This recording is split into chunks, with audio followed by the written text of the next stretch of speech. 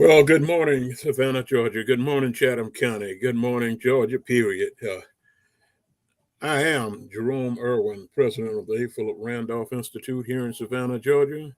This morning, we have with us a very special guest, Mr. Chris Daniels with Georgia AFL-CIO. Good morning, Mr. Daniels. Please introduce yourself. Good morning. Good morning, everybody. I'm Chris Daniel with the Georgia AFL-CIO. I'm really happy to be here with you, Brother Irwin. I think this is a really important topic that we are going to be discussing today, and looking forward to inject whatever I can into the conversation. So thank you so much on behalf of everybody from the Georgia AFL-CIO. Thank you for having us. Well, we are always glad to have our partners with us. We are an affiliated group of AFL-CIO, so we do what we can when we can.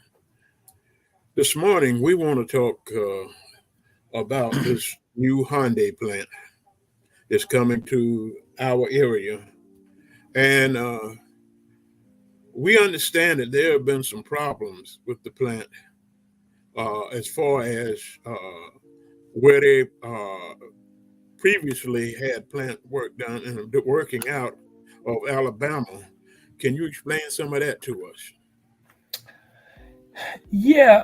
So right now, the state of Georgia, and I would even venture to say that the southeastern region is in a bit of an economic boom, and that's going to be centered around the electric vehicle industry. Here in Georgia, we have a meta plant, of course, in Bryan County, a Hyundai meta plant that will be a $5.8 billion investment into the area, into the state. Likewise, there is a larger EV industry that will be created to support the Hyundai plant, as well as other plants up and down the eastern coast. So Georgia is experiencing this. We're in this really interesting place right now, where we could really have good jobs coming into our state. But what we have found is that the industry hasn't been as responsive or responsible to the communities where they exist. For instance, you mentioned that in Alabama, Hyundai has been operating there, and evidence suggests that they haven't been really good community partners. And because of this, there's a group, along with Jobs to Move America, organizations throughout Alabama have banded together to try to see if there's a way to get some community benefit from this Hyundai being in the state of Alabama. We've heard there are lawsuits right now, a number of different. I won't speak on them, but there are a number of different lawsuits working themselves out. And there's just a lot more questions than answers when these facilities come to communities, typically poor Black and Brown communities. So I'm excited to engage in the conversation, and look forward to getting some more information out here. All right. So with them doing what they're doing over there, what is the prime objective here? I know you were talking about community coalition. Explain a little bit about the community coalition, so my viewers know what we're talking about. Yeah. So similar to what's happening in Alabama, right? Where they have come together as a community, a group of faith-based leaders, a group of community leaders, friends that are politicians. They've come together to create a plan that will ultimately get the community an agreement with these big companies that come sit in our neighborhoods. And these communities create a basic standard of what the companies should be doing for the communities that they exist in. For instance, if there are environmental need to be adhered to, if there are more planning related standards that need to be adhere to. If there's a standard of card check and neutrality at the end of this thing, those are the things that, for instance, our partners in Alabama are working towards, and those are similar to the type of agreements that we would aim to achieve here in the state of Georgia once we get our coalition all on the same page. So what we're doing now is speaking to organizations, faith-based organizations, no matter if you operate in a BIMA or in a MIMBAR. We want to make sure that, you're a pastor of a church, we want to make sure that we're engaging around what's important for communities related to this massive industry here. So, like I said, we've been having one-on-ones with organizations, and we are gearing up for a first meeting. So we're looking forward to getting everybody from in one room, one space to figure out where we go. Because the thing is, labor, we don't hold all the cards here, right? We are a part of a larger effort that includes the community.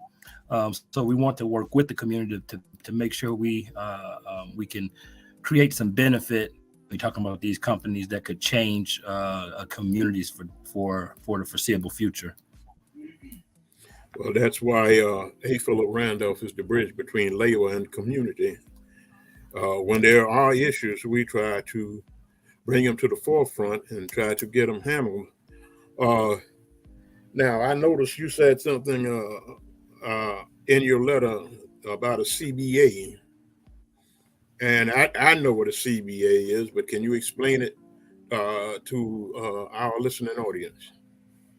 Yeah, so a community benefits agreement. I mentioned a bit earlier, but what community benefits agreements are? They are an agreement between, let's say, in the case of the Hyundai Meta plant in Bryan County. Let's say the community came up with Hyundai. They come together, sit down, talk about it. They come to an agreement and say, okay, we're going to have these basic standards created because of this agreement. So if it could be anything, like I said, if there's an environmental group that is attached to this organization that needs to happen around the environment, this is something that could be written into this agreement. Let's say if they want to keep a certain level of water runoff or whatever it might be, that's something that could be placed in this agreement. What labor typically wants to see community benefits agreements, we want to see card check and neutrality, meaning that once workers sign cards saying that they want to have a union, the manager, the Hyundai or whatever company it is, they will agree that these workers have to have a union, and they will be neutral when it comes to voting for it. So those are some of the things that you can get in CBA days. Now, I hope that answers your question a bit, Mr. Irwin. Yes, sir, that answered it. Now, they said Hyundai is ultimately going to employ more than 20,000 workers. But how many workers are they talking about importing from Japan? Well, you pose an important question, and these are the questions that haven't been answered. Because we don't have these agreements that say that this number of folks from this community where this plant is should be employed here. We don't know if there are any equity standards that set in place as far as employment is concerned. So you're totally right. The answer is we've seen insidious practices and folks get important the workforces before. And we just want to make sure that in Georgia, we respect the community by hiring folks capably, folks that we know are capable to work right from the community, hiring right from the community where these plants are. So, yeah, that's a big concern. And the answer is we don't know enough to answer one way or the other. That this will or won't happen, but we need those answers, and that's why we're pulling folks together so we can get the answers to the right questions. All right.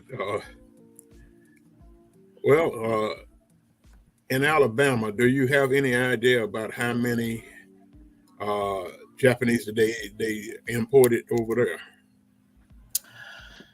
Not quite sure, because I while we do have a bit of a partnership, they are on their own track in Alabama. But the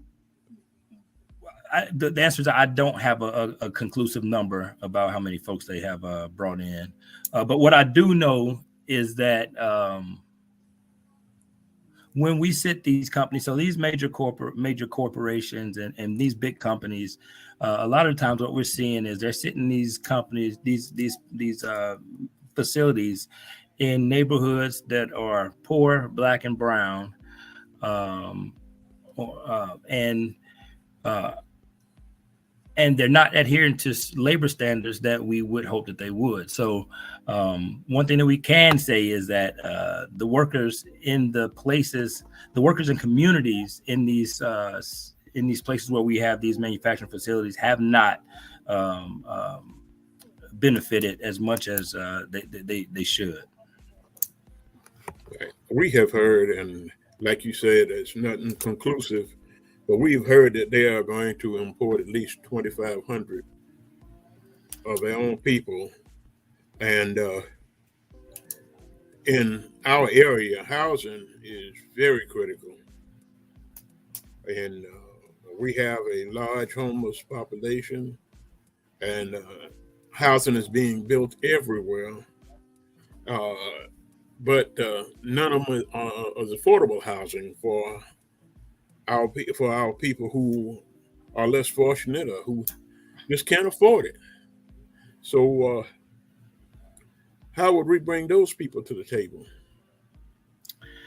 Yeah, so I think we've been talking to several different community organizations that deal with housing, and that's one of the things that they talk about. Not just housing, but we have been talking to folks that deal with housing, and it's just one of the concerns that haven't been addressed in the communities where these plants are, right? Especially like in Bryan County, where the Meta plant, where Hyundai's Meta plant is. There have just not been enough conversation. There has not been enough conversation with the community to say that we feel that there's a plan around housing, and that's another reason why we're bringing this group together. We have one of folks on our team is she's a planner, a city planner by trade, and we had these same conversations recently. There's just not enough information to know. And from our conversations that we've had with folks around in the surrounding community, they haven't Hyundai and nobody has been responsive to the community to talk about these infrastructure needs and what will happen with housing. How will water runoff be impacted? How will our streets be impacted? The community's investing a lot, but they're not getting a lot in return at this point. So that's why we are pulling the community together to make sure that we get some return on our investment at this Hyundai plant.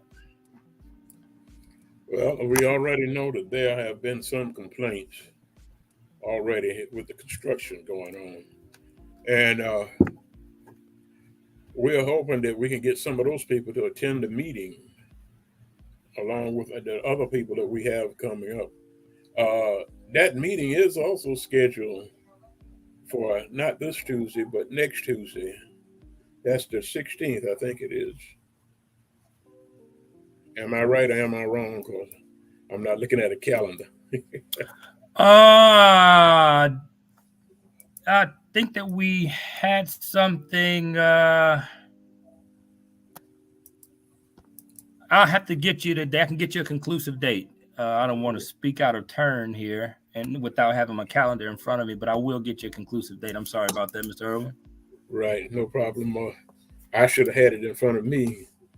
And for some reason, my calendar's not showing up. But anyway, oh, there it goes. There it goes. Next Tuesday will be the 22nd. That will be the 22nd. We're scheduled to have a meeting with the ministers here and a few more of the community leaders. So That will be held here, right here in Savannah, Georgia, at the Con Ed building. So we'll be looking forward to hosting that meeting and trying to gain some headway so that we can move forward. Uh, at this point, what do you think would be, what would you suggest from community leaders to do? Well, the first thing that I would suggest is that we're gonna come knocking and we're gonna have a first meeting. So the first thing that I would do, because we want to develop what this strategy looks like. I think we want to develop this as a collective group. So the first thing that we need to do is make sure that we're all in the room together, so we can get this, so we can start to have a meeting of the minds, and then we'll have a better idea about what to do from there. But the first thing we need to do is get together at the table. The second thing that people can do right now, our family, our brothers and sisters, our family in Alabama, dealing with the Hyundai plant right now, have a letter that they are looking for signers on. I've shared that letter with you, Mr. Irwin, and I'd be happy to share it with anybody who'd like to look at it. But one thing that we can do right now is support our family in Alabama as they engage in their own discourse with Hyundai around community benefits. So that's the thing. Those are the two things. When we knock on your door, please be receptive to that first meeting, so that we can have a meeting of the minds between all of our different organizations. And then the second thing that we can do right now is get that letter signed, get your organization to sign on in support of our family, the Alabama Coalition for Community Benefits. We can sign on to that letter. Those are the two things right now that would be most important. Because this thing, this thing is looking like it's going to be a campaign that that'll take some time. So we're going to have to develop it together, and then move together on it. All right. Let us take a quick break, and we'll be right back to finish off this conversation.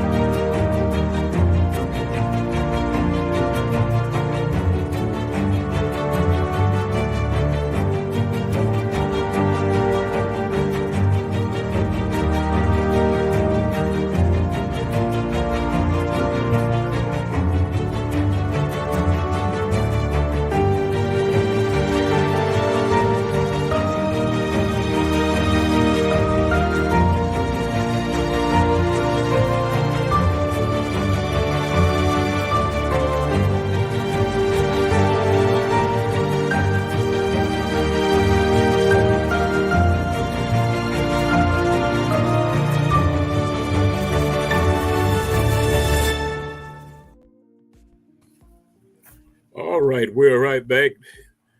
And I tell you, I don't think we have a problem signing off on this letter. I think it'll be beneficial for everyone. Uh, but now we've talked about Hyundai, but we also got another problem, and that's what's that, Delta, I think, isn't it? Yeah, well, right now we have opportunities across the state to make sure that workers have good jobs, and work with dignity. Right, we have an opportunity right now at Delta to organize more than 20,000 workers just in Georgia, and many more across the country. And the thing that's happening right now that's encouraging with the Delta organizing campaign is that we are seeing the type of synergy, the type of teamwork like never before. And so it's something that's actually multi-union organizing is something that we haven't seen a lot of throughout the years, because we could be quite territorial at times, but what we are now understanding as organized labor is that we're much stronger together than we are apart, and unions are coming together to fight these fights together in the face of some overwhelming opposition. Delta is one of the most well-regarded companies in the South. But when you talk to workers on the ground, you understand that while Delta can be a good job, workers need representation there. So right now, those unions are working to make sure that they could get to a union election and win it. And we understand. I'm sure you and I understand, and I'm going to explain to the public now that when unions are at these companies, our communities do better. We pay more. We get more respect at work. We stress less. So we want to make sure that we support them in any way. And one way the audience can support is just talking to one of your cousins or family members that work for Delta and tell them, hey, call the union and talk to them in a real way about why you all should be organizing for power.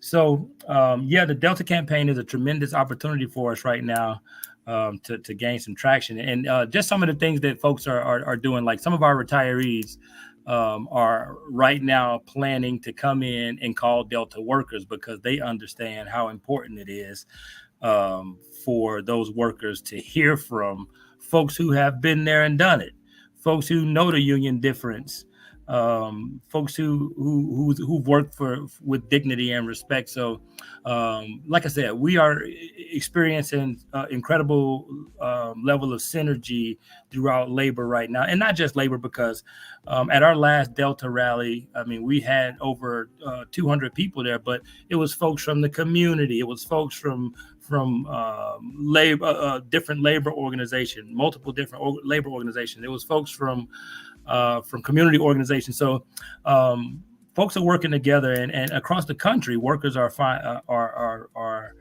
saying that they want to be in a union more now than we've seen in a long time. So workers are now ready to fight back and stand up, and they're getting organized all across the place. I mean, but we talk about Delta, right? Yeah, but that's just one of the opportunities here. We saw that in recently that Bluebird workers in the Macon area, 1,400 Bluebird workers just got organized. After years of trying to figure out what they could do to impact their lives and their jobs, they figured it out. They could organize their own union, and that's what they did. We got bus drivers in Dalton, Georgia, who with first with a private company. Yes, sir, with a private company there, who just got organized with the ATU. So so just organizing is exploding around the state, around our region, and around the country. And we want to be on the forefronts of seeing this revolution happen, this new revolution happen in labor. So Delta is definitely an opportunity that we have right now to add 20,000 new union members right here in the state of Georgia. And so we're going to be calling out. And one thing that we're doing now with the Delta campaign, we're going to be reaching out to organizations, just as we are with Hyundai, because we know that it's going to take a complete community effort to make sure that these workers get the dignity and respect that they're looking for by organizing their union. So we're going to be calling out to folks in the faith communities, in our community organizations, our allied organizations. We're going to be calling on you to jump into this Delta fight as well. So just look for it. All right. Well, when you talked about bus drivers, we have organized bus drivers here in Savannah. That's right. But, for our listeners' purpose, they're probably saying, well, why are we talking about unions? The reason we're talking about unions is because unions strengthen the community. it gives you a better chance of making a better living for yourself. And if you can make a better living for yourself, then you can come out and do something that will be different and help change the outlook of things in your life or your children's lives and your grandchildren's lives. I applaud Chris because Chris is a young man compared to me, and they're bringing younger people into the labor fight. Can you tell us a little bit about that, Chris? Yeah.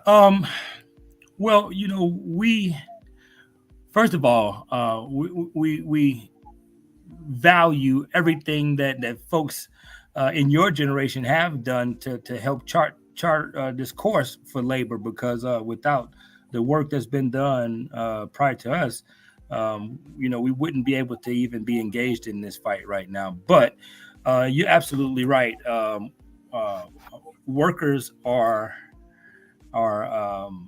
especially young workers are understanding. They know that when they have a union contract, when they have a union, when they have a voice on the job, they know that communities tend to do better. And you're exactly right. We've seen over the last 30, 40 years um, a decline in the middle class. But in that time, what we have also seen is a decline in labor participation, labor union participation, and labor union density. So we see a natural decline. When we see our numbers in labor shrinking, we also see that number of middle class families shrink. So we understand that there's a correlation between us having power and having a voice on the job, and like you said, our communities doing better. And that's the reason that they're organizing right now in Georgia at really high numbers, just because of that reason. We have been fighting the fight for last few years, or the fight for 15, with our fast food industry. Mm-hmm. And some people think it's over with, but the fight is not over with. We still in the fight, and that would give organizing the fast food industry and making them accountable for their employees. And we recently, here in Savannah, we had a group of restaurant workers that went out on strike. So everybody's looking to better themselves, and we need to continue and looking for support. You can always find support if you just look for any union. A union will give you the support you need. Mm-hmm. But and even more in the union, because we talk about the union like it's this thing, this foreign thing that comes in and it's like a superhero that comes in, but that's nothing like what a union is, right? When you're really talking about what a union is a worker standing together with their coworker, saying that, hey, we're not taking what you're given.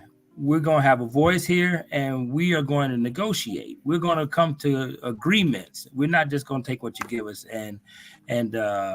But a union can't do it just by saying that they're a union. The union has to have folks who are willing to put a little bit of skin in the game.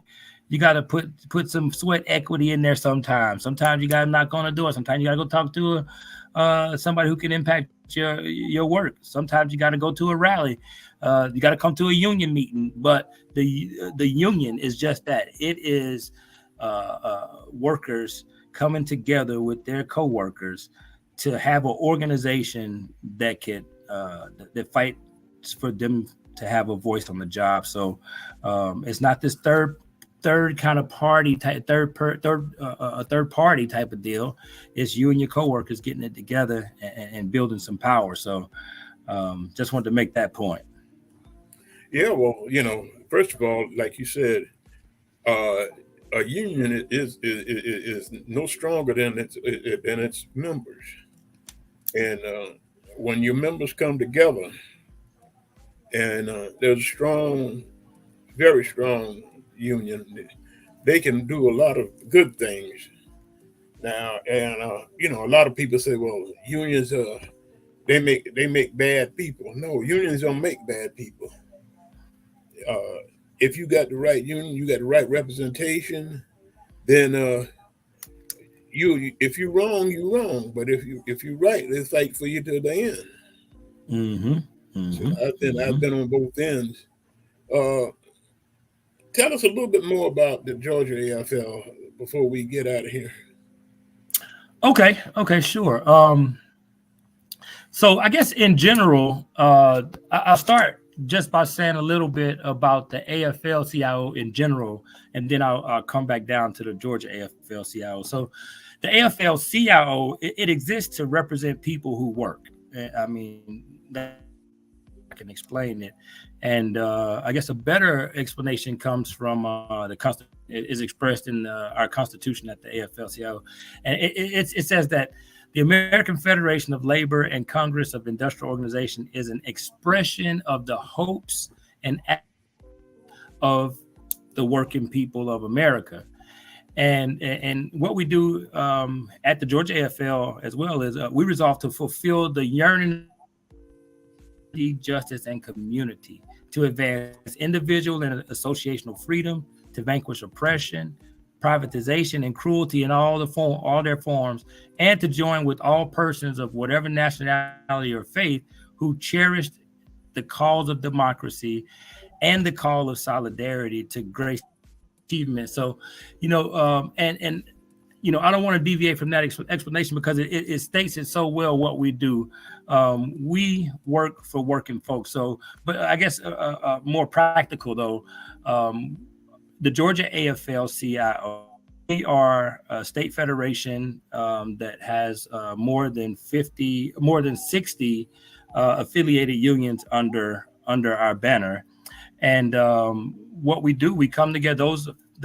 We work for those unions to make sure that we fight labor fights. So whether that be legislative, whether that be a need for more training, the Georgia AFL is made up of groups of unions that want to come together to have a greater impact. And the way that they have that impact is to make sure that they have a state body that can address labor needs at a state level and even at the federal level in some instances. All right. There is an organization called Savannah Regional Central Labor Council, in which I So, am the vice president, and we are part of the Georgia AFL-CIO, and we try to do things on with the local legislation, and we've been somewhat successful in some things, but we haven't been able to get everything we need. Um, we also have the Builders and Trades Union in here, and I think that they are going to be a major part. They need to be a major part of our talks when we talk about Hyundai. yep, and they have been. I'm glad you mentioned the regionals, the CLCs, the Central Labor Councils, because in the state of Georgia, you mentioned the Savannah CLC, which you're a part of, but there's the Augusta CLC. There's also we're working on some other CLCs getting up and running as well. So there are a number of different CLCs throughout the state that all do the same thing. And what we do is just fight for working folks day and night. And you mentioned the trades as well. And yeah, the trades have been in those talks about Hyundai actually, because what's happening right now at Hyundai is that they are building right now. If you go up down 16, you'll notice a 2-mile stretch where it's nothing but construction, and that is the Hyundai Meta plant. But the problem with that work is that most of the work that's happening out there right now is non-union. We do have some union family in there, but they only got in after a contractor kept tearing up material, so they had to call the pros in. So that's why we're coming together, and yeah, that's why the trades are, like you said, the trades are right lockstep with with those conversations, because they understand that, look, while they're building right here, they're just building here, and maybe they have missed the opportunity for some work there, but we talked about it earlier that there's a $2 billion industry that will exist here just to supply that one plant. So it's not over. The building trades can still get a lot of this work that's coming up in Georgia around EV, and that's some of the reasons why why they're coming together with us as well. Yes, sir. I tell you, when you think about it, and you think about all the things you've done, like you said, we got in there, but that's how in this area that we usually make a lot of our money, because they'll let somebody else build it. And then when it tears up, then they'll call the pros in to come get it and fix it. And then when we come fix it, then they look, well, we should have did this from Jump Street. Yeah, you should have did it from Jump Street. But cheap labor ain't always cheap. Oh yeah, do it twice. Cheap labor ain't good, and good labor ain't cheap. There you go. There you go. Yeah, We're gonna take another quick break and let our sponsors have a word or two, and we'll be right back to wind this thing up in just a few minutes.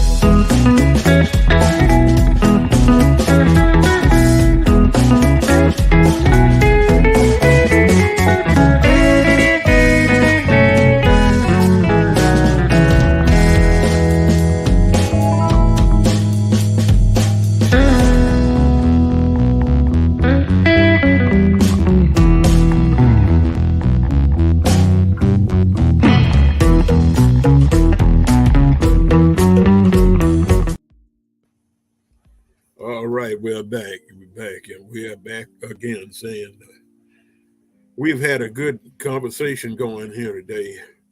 Uh, Chris, on most of the construction sites in our area, if you ride by, you can't find Chatham County tags. It's a shame.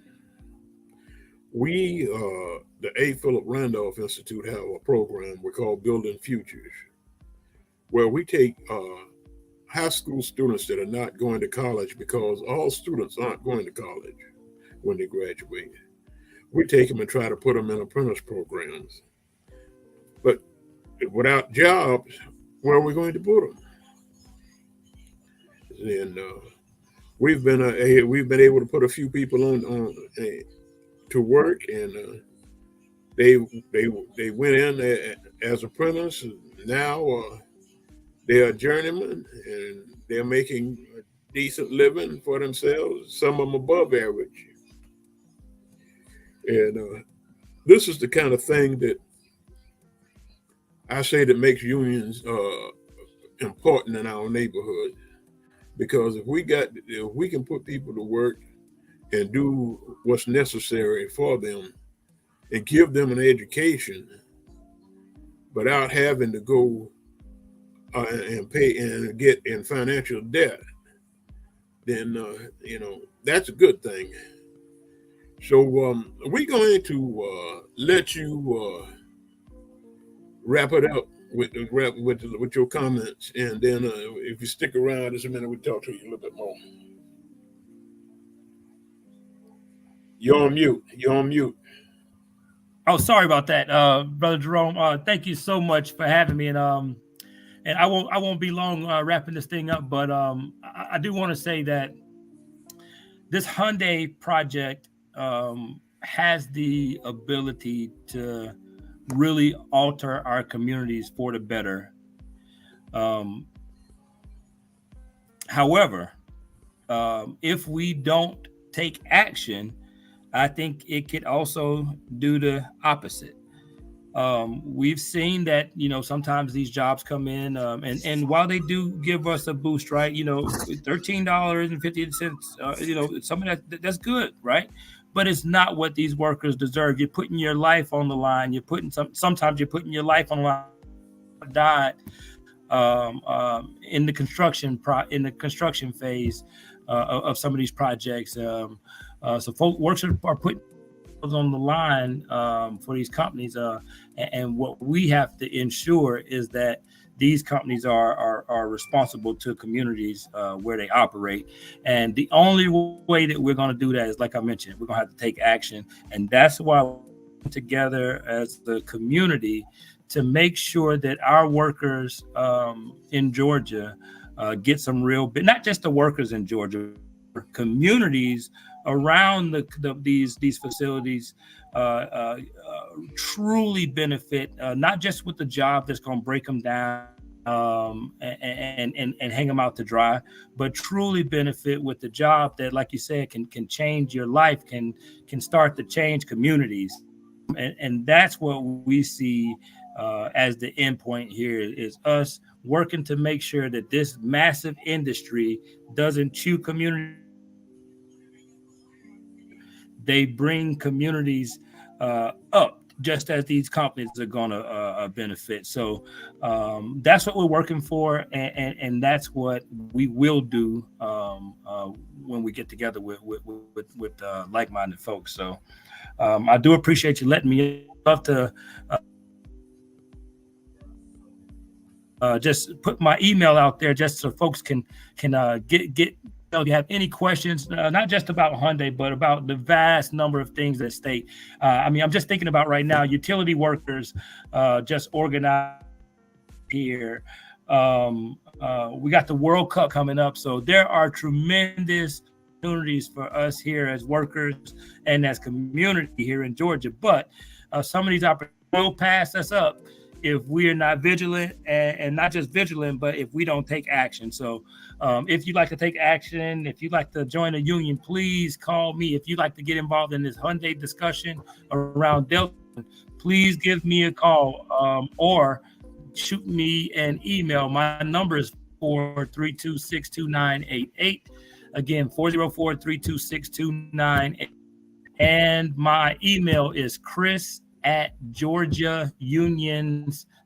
That's Chris at GeorgiaUnions.org, GeorgiaUnions.org. I'm looking forward to talking to anybody who'd like to get involved. So thank you so much again, brother Jerome Irwin, for having me on. Looking forward to the next conversation. Well, we thank you, Chris. It has been a pleasure to have you. Like I said, it's a bigger pleasure for me to see a younger person taking the leadership role. It has been my desire to bring up younger folk and train them up so that they get know and be ready to take the leadership. We're not going to be here always, and when we leave, we got to leave a legacy for somebody. And looking at you doing what you're doing, it makes great for all of us. We've got a couple of more people that we've got in leadership position. So it is getting better. A lot of the old hands want to hold on to their positions, like they can't do without it. When they retire, they can retire. Most of them can retire, but they just won't retire. So we thank you for taking the leadership role in this. We again, the vulnerable community here in Savannah, Georgia. We look to see y'all every Tuesday at 10 a.m. And with that being said, we're gonna say good evening, God bless, and may all y'all be blessed. Good night, y'all. Good evening. Good afternoon. Wherever you're looking at it at. All right. All right. See you later.